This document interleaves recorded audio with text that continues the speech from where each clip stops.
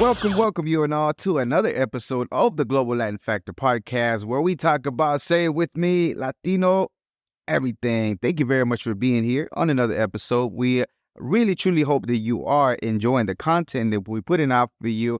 And thank you for all the new subscribers that we have. We're moving up on the subscribers and on the audio side. We appreciate you very much. If you can rate us, give us a 5-star rating, leave us a comment. Leave us a like on YouTube. You don't understand how much it does help. You are already here. You are already here watching. So it doesn't take a lot, but it does help us immensely. You don't understand how much it helps us. So thank you very much. Okay, let's get to this Latino today. Again, welcome to the Global Latin Factor podcast, where we explore and dive into the diverse culture of the Latinos all around the world. In this episode, we'll continue to discuss the life and legacy of one of the most iconic figures in Mexican comedy, Cantinflas. That's right, Cantinflas. He was born as Mario Fortino Alfonso Moreno Reyes in 1911. Cantinflas went on to become a beloved comedian, actor, filmmaker whose influence can still be felt today. Join us as we dive into the fascinating life of Cantinflas. Now, Cantinflas' early life was marked with poverty, hardship, and he used to even have to use his wits to navigate through the tough neighborhoods in Mexico City. He first gained popularity as far as in a circus tent. That's where he actually began to do it until he actually moved into a legitimate theater and film. His breakthrough came in 1940 in the film Ahi Esta el Detalle. There is the detail, Ahi Esta el Detalle, which introduces his signature character of El Pelado, which is an impoverished farmer.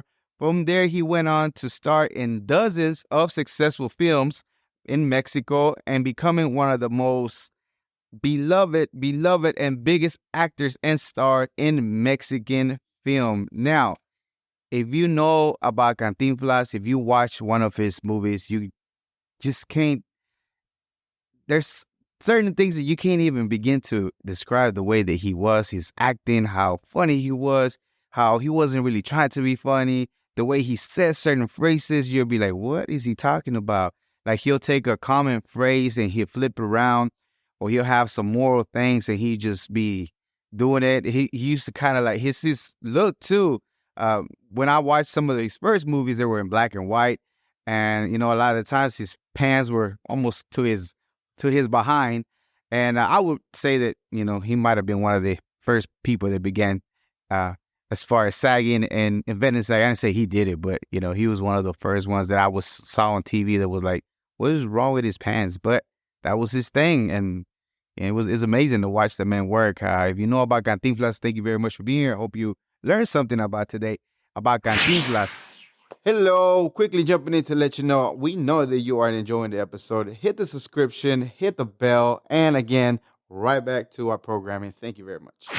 So, Cantinflas' success in Mexico caught the attention in Hollywood, and in 1956, he started alongside David Niven in the Academy Award-winning film Around the World in 80 Days. His performance was praised by critics and audiences alike, and he won a Golden Globe for Best Actor in a Motion Pictures, Musical, or Comedy. Cantinflas' Hollywood career was brief, however, and he returned to Mexico to continue making films. Cantinflas' humor was unique, and its use of Mexican linguistic features such as annotations, vocabulary, and syntax. His films and characters became so popular that they gave a rise of a new expression in the Spanish language such as cantinflear, cantinflada, and cantinfresco. Cantinflas' influence extended beyond comedy, and he became involved in Mexico's labor politics and was seen as a spokesperson for the downtrodden. His character was extremely examined by the media, critics, and philanthropists and linguists who saw him as both a danger to Mexican society and a paquete underdog, meaning a very somebody that came from the bottom that could inspire people. And he was really watched as far as what he did, his comedy. It wasn't something that it was just, oh, some actor, some comedian doing something.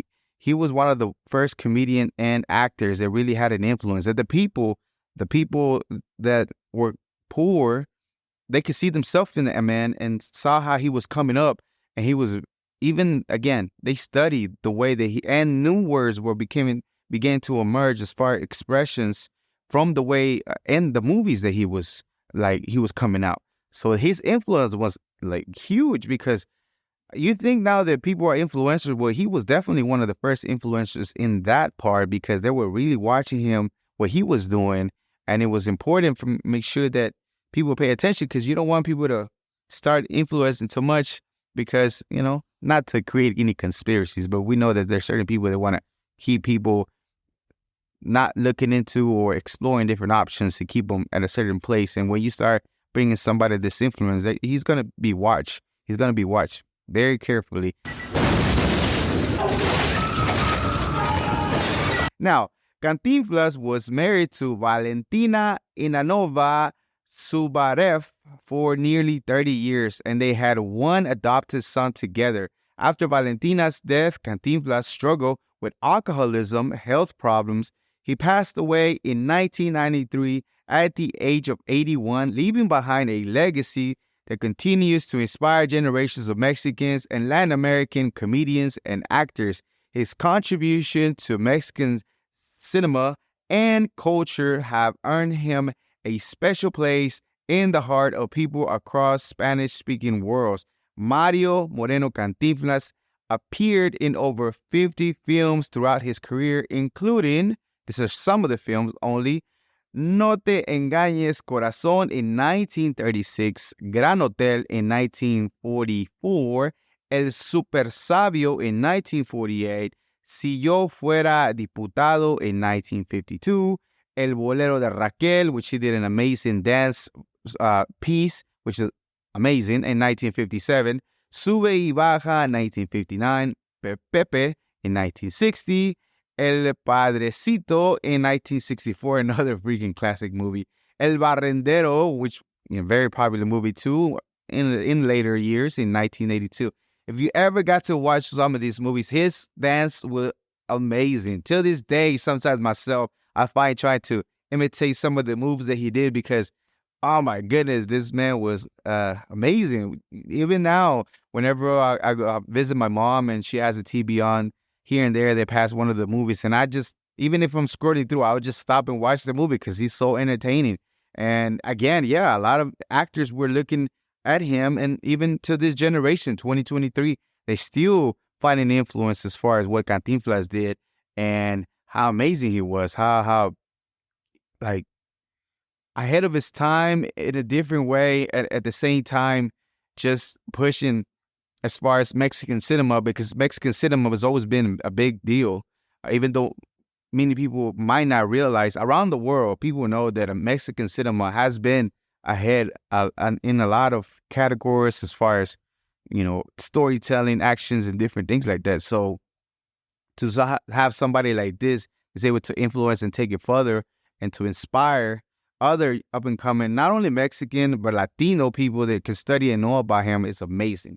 Now, throughout his career, Cantinflas was known for his ability to make audiences laugh while also attacking serious issues such as poverty and social inequality. His legacy lives on in the hearts of his fans and continues to influence. He has on the world, has influenced the world of comedy. Now, once again, thank you very much for checking out another episode of the Global Latin Factor podcast. We hope that you enjoy as we explore the legacy of Cantinflas, and we hope that you enjoy learning about this iconic figure that has impacted Mexican and Latin American culture in cinema and just in general. Again, remember to subscribe to the podcast. Join us on the next episodes and the next episode as we explore and continue to celebrate the diverse culture, the vibrant culture of the Latinos here in the United States and around the world. And remember, we are just like you. We are the spice in this melting pot